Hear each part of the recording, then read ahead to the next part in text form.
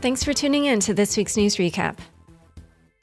Ethereum hits an all-time high as supply goes negative.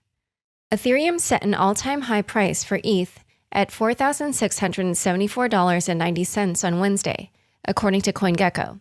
That's a bit over 10 times its price just a year ago. Coinciding with the skyrocketing price is a new trend concerning Ethereum's monetary policy.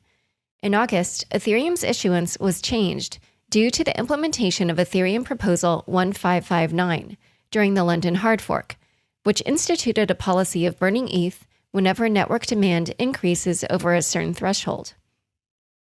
According to the block, this change in issuance, or the network's monetary policy, has resulted in more ETH being burned than issued over the past week. Since October 26th, Ethereum's net issuance is approximately negative 12,000 ETH, or $54 million. Ethereum is becoming a deflationary asset, making ETH more and more scarce with each day of negative issuance. Also this week, CME announced plans to launch micro Ether futures, sized at 1/10 of an Ether, on December 6th, adding an additional avenue for institutions to gain exposure to the price of ETH.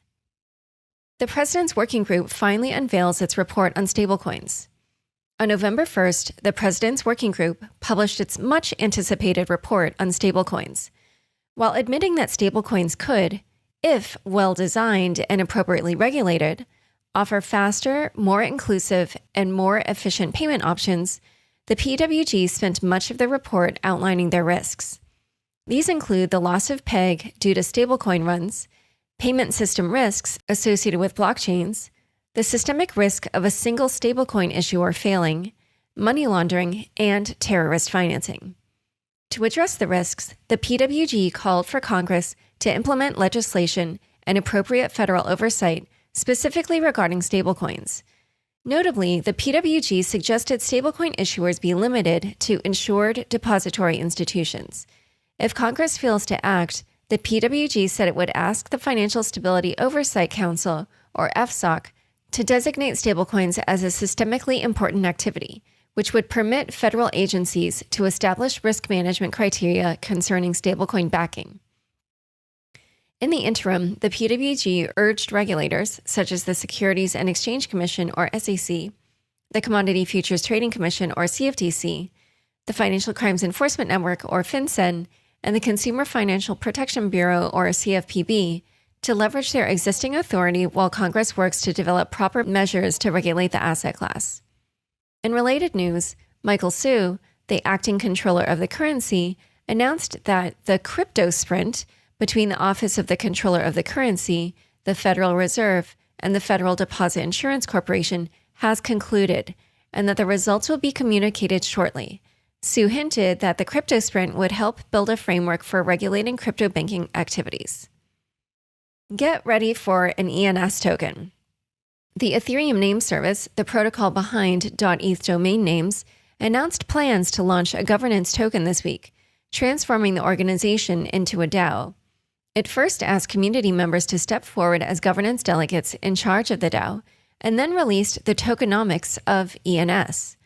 Users who registered and held an ENS domain before October 31st may claim ENS tokens starting November 8th. 50% of ENS tokens will be reserved for community treasury, 25% will go to a community airdrop, and 25% will be reserved for core contributors.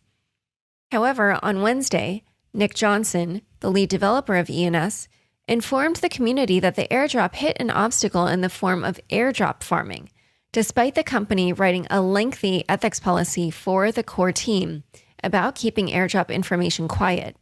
It seems information about the ENS token drop leaked, allowing certain addresses to purchase and register a multitude of .eth domains ahead of the announcement, adversely affecting the distribution of tokens.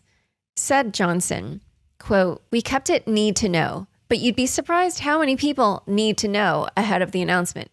All it would take is one person chatting to a less scrupulous friend about vague details to give them a hint that this is worth trying." Johnson said that ENS will be manually blacklisting 784 addresses from the token airdrop in light of the farming. 6050I, it's out of our hands now. From the looks of it, the infrastructure bill, along with its provision 6050I, which requires parties to report social security numbers on trading partners for transactions over $10,000, amongst other information, will be passed in the House today, November 5th.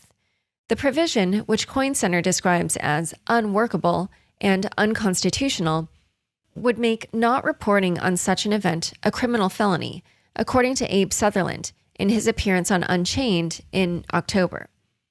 Jake Chervinsky, a lawyer and strategic advisor at Variant Fund, tweeted, "It's out of our hands now regarding actions to stop the bill from passing."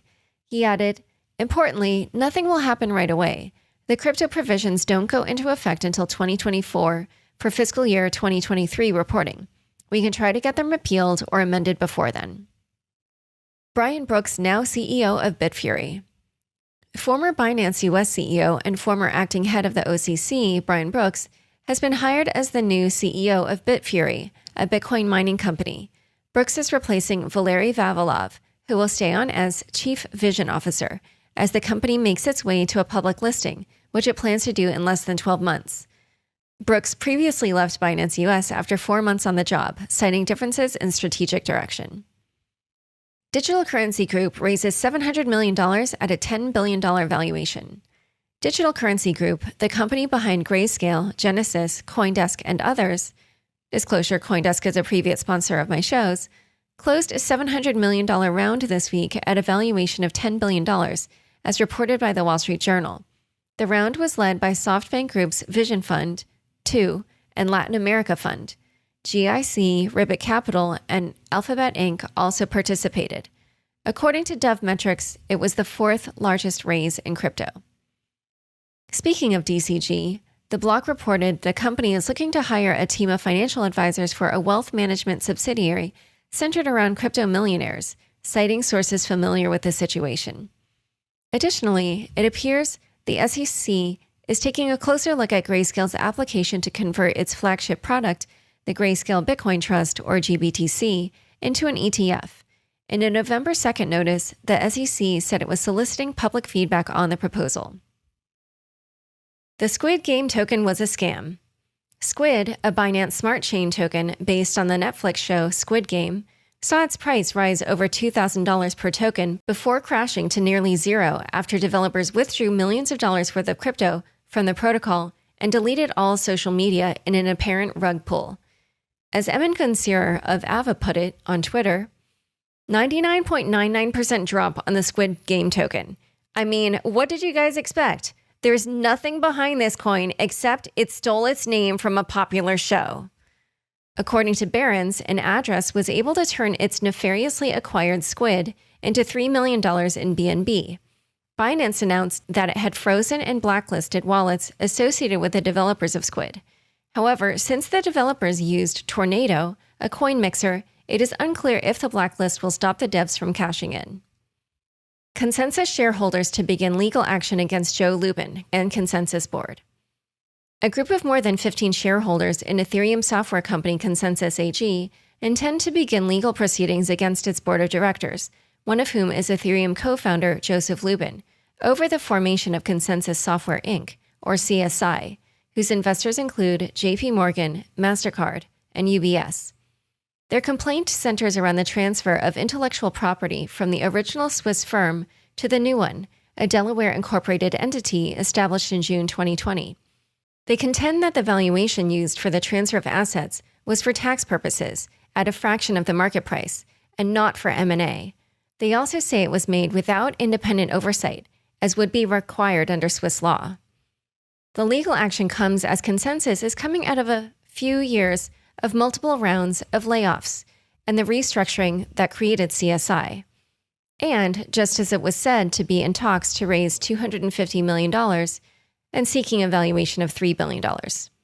Calling out MetaMask and Infura specifically, shareholder and former ConsenSys employee Arthur Falls said in a press release, no Ethereum stakeholder would ever agree to part with these two products they were instrumental in building, for a combined value of $19 million. A ConsenSys spokesperson said in a statement, "We believe that these shareholders are confused on a number of key factual points."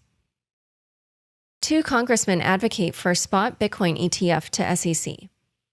Congressman Tom Emmer and Darren Soto sent a bipartisan letter to SEC Chair Gary Gensler, urging approval of a spot Bitcoin ETF, saying, since the SEC no longer has concerns with Bitcoin futures ETFs, given trading has begun for these products, then it presumably has changed its view about the underlying spot Bitcoin market, because Bitcoin futures are, by definition, a derivative of the underlying Bitcoin spot market. Time for fun bits. The Bitcoin white paper is a teenager. Halloween 2021 was the 13th anniversary of the publication of the Bitcoin white paper. Penned by the anonymous Satoshi Nakamoto, Bitcoin, a peer-to-peer electronic cash system, laid the foundation for a new financial system. I've been working on a new electronic cash system that's fully peer-to-peer with no trusted third party, wrote Satoshi in the original email containing the white paper. He, she, they described the various properties of what is now a multi-trillion-dollar asset class. Double spending is prevented with a peer-to-peer network. No mint or other trusted parties. Participants can be anonymous. New coins are made from Hashcash-style proof of work. The proof of work for new coin generation also powers the network to prevent double spending. And time for a second fun bits. Quentin Tarantino NFTs, no longer a secret. Quentin Tarantino, the famous film director, is minting 6 uncut and never-before-seen scenes from Pulp Fiction as NFTs on OpenSea. Tarantino is using Secret Network to publish the NFTs. As discussed on this week's Unchained, the privacy-focused network allows for metadata to be private, meaning only the token holder will have access to the scenes. Tarantino will publish the 7th NFT at a formal auction house. Thanks for tuning in. To learn more about NF Castle and the Lobkowitz family's quest, be sure to check out the links in the show notes. Unconfirmed is produced by me, Laura Shin, with help from Anthony Yoon, Mark Murdoch, and Daniel Ness. Thanks for listening.